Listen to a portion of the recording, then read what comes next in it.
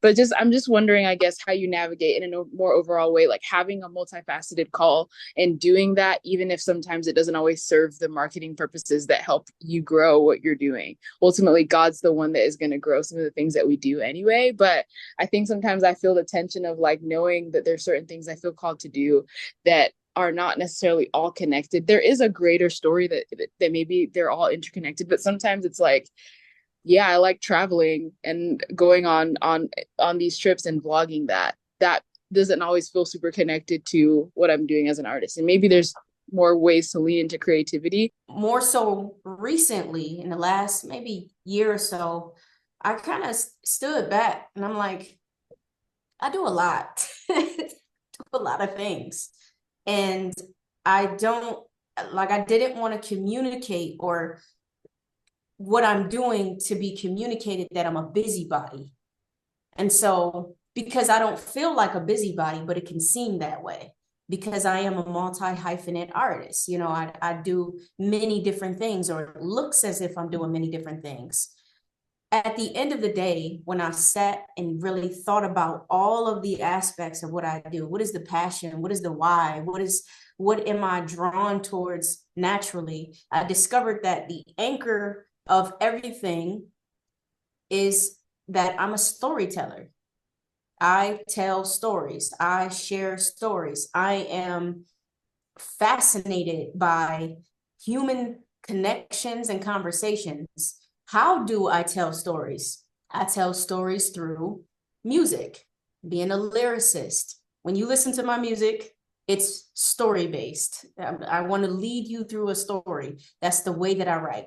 And then how do I speak? When I speak, I'm sharing stories. As a director and a producer in video productions, I'm telling stories, human first stories, and I'm helping organizations share their stories and their impact in the community.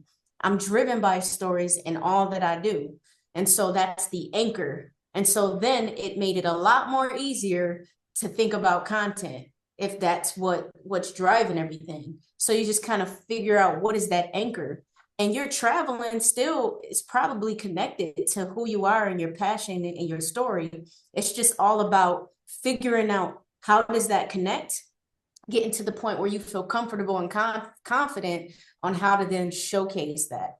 You know what I mean? Like I absolutely love to travel. I do it often.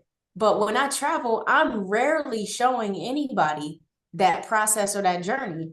And I said, man, people are probably missing out. Perhaps they're missing out on this process. And so I had to sit back and say, how would I like, based off of who I am as an artist, based off of my faith, based off of my thoughts, my views, how would I like to showcase this to the public at large? My passion for traveling and eating good food and going to art galleries and meeting and talking to new people. How would I like to share that within this platform? So I kind of ask myself those types of questions and then move through it that way. Also, really quick, because I kind of felt part of your question was also a question of like how am I, maybe it's not, how am I balancing all of this as well? I work in seasons. I've learned to work in seasons. Before, I was just like, this is what I want to do. Okay, I'm doing it. This is what I want to do. All right, I'm doing it. I'm doing it. And it was just too much going on at once. And I began to feel overwhelmed. And me being overwhelmed is not a good thing. Then I feel like I'm failing in areas. And so um, I had to coordinate my life and say, okay, the first quarter, here's what I like to do. These are the things I'm going to focus on. Second quarter, this is what I'm going to focus on. Third quarter, this is what I'll focus on. And usually my fourth quarter is a bit of a free for all towards November, December. I get to choose if I want to teach. That's what I'm going to do. Because by that time, I should have met my financial goals. I should have met my project goals. I should have, done all the things that I needed to do to meet the expectations within my business. And then I could kind of move kind of loosely and freely, setting up meetings for the next year, what have you. But I think that's very important, thinking about your creativity and work as in seasons, if you will. That works for me. If you're truly a creative, because I do believe that there's a difference between a creative and an artist. Now, I also believe that everybody is creative and has the capacity to be creative and be an artist.